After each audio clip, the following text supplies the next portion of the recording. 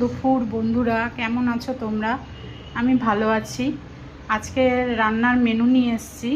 আজকে রান্না করেছি, দেখো, ভাত, ধোয়া ওঠা গরম ভাত একদম।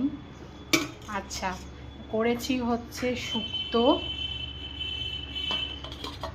আচ্ছা, এবার করেছি হচ্ছে ডাল, মুসুরির ডাল,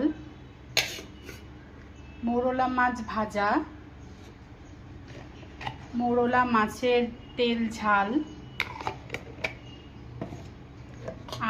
আর মাছ সর্ষে বাটা দিয়ে, আর করেছি পাতলা করে চিকেনের ঝোল। যেহেতু আমার ছেলে মাছ খায় না, সেই জন্য ওর জন্য পাতলা করে চিকেনের ঝোল করেছি।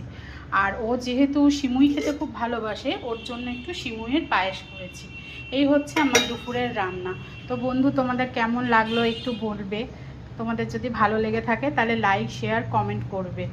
Thank you.